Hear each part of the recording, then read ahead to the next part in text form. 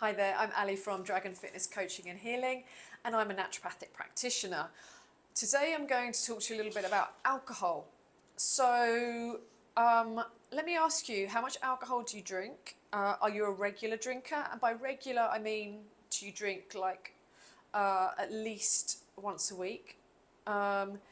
And I don't necessarily mean regular as in, 3 glasses of wine a night. This could be like 1 glass of wine every Friday, or, three glasses of beer or 3 pints of beer on a Saturday. If you do that regularly, then please listen up.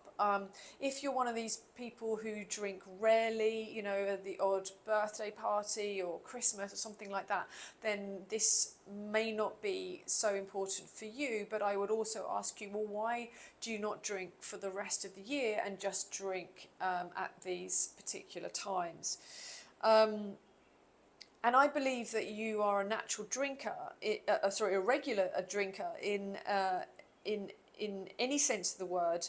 Then you are harming your health. And ideally, we should all stop drinking, really. And I'll tell you a little bit about why I think that in a second. But I think that alcohol is, and I come from a place of, I've drunk. Oh my goodness, I have drunk alcohol, absolutely. But as I got older, I found that it's just not worth it anymore. The hangovers are just not worth it. The feeling of anxiety and anxiety are just not worth it. The feeling of just not being healthy. Quite often I would get sick a couple of days after drinking. And it was a lot easier to get over kind of a drinking kind of binge when I was younger. Although, it would often take a few days. Often, if I'd go out on a Saturday, I wouldn't be feeling normal until Thursday, which is crazy. That's like most of your week. And if I drank more than on Saturday night, then of course, pretty much my whole week would be wiped out. I have certainly been there. Oh yes, I have definitely been there. But it is the most nefarious of drugs. I think it's worse than anything, any other drug, than heroin or cocaine or any of those things.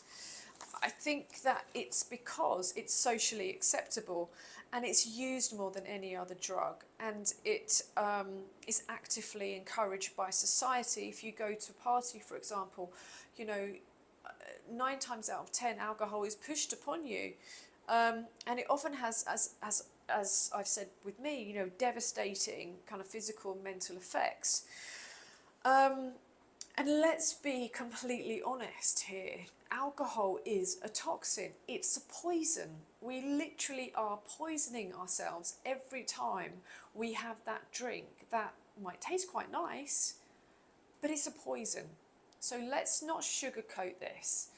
So in the aim of trying not to sugarcoat things, I'm going to tell you what it actually does to your health. So it increases your blood pressure.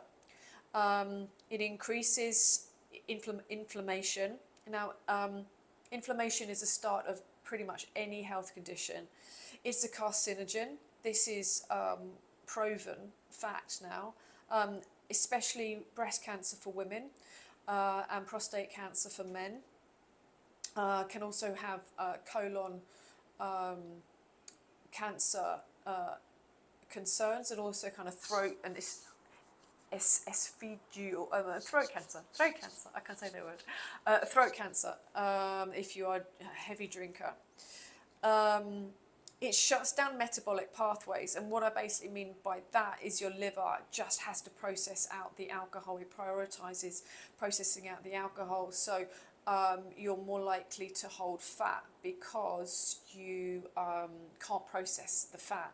You can't process your hormones as well, so you're going to hold estrogen in your body, which can have problematic effects like hot flashes and things like that. It's catabolic, and what that means is if you spend any time in the gym and you want to build muscle, it's going to take that muscle away. It acidifies the body. So we want to generally, most of our organs and systems need to be pretty alkaline. So acidifying your body is not going to help you. It's calorific, and nobody wants to take on excess calories. It causes problems with menopausal women, and I find that with women, they might have been able to drink in their 20s and 30s, maybe even 40s, but when they get to menopausal or perimenopausal age, it causes all sorts of problems. And I think this is due to the cortisol response of alcohol. There is, there's a triangular kind of pathway between the adrenals, the thyroid gland, and our ovaries. So if any of these are slightly wonky, it kind of throws the whole system out.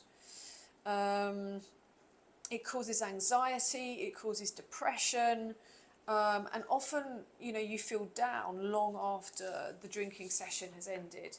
It changes the chemistry of your brain, it kills brain cells, it disrupts sleep, particularly REM sleep, and the really restorative sleep. It encourages cirrhosis of the liver, hepatitis and fatty liver, and liver is a very important organ, as I'm sure that you're aware. It can cause cardiovascular problems, heart attacks, strokes, that type of thing. It encourages deficiencies of zinc and B vitamins. It raises your cortisol, and it upsets your endocrine system. And interestingly, anybody that drinks at all, it raises the cortisol levels even when you're not drinking. So that cortisol means that you're stressed. So you're more likely to then think, oh my goodness, I'm stressed, I need a drink. And then it takes you back down that drinking alcohol pathway. So all of these things set us up for longer term health risks and issues, and how likely you are to come down with any of these depends upon how much you drink, what the rest of your lifestyle is like, and what your inherent weaknesses are as well. And I would say that many of us use alcohol as a hug, just like, some of us use Netflix as a hug or food as a hug. We use it to kind of cover up some problems in our lives or stress in our lives. But there are many other ways that we can approach this, and many other solutions to this problem, and it doesn't have to be this way. So going around and round in this alcoholic loop, and I don't mean alcoholic as in an alcoholic, I mean alcoholic as in the alcohol loop. You get over the effects of the alcohol, and you go back down to get some more booze, get another hit.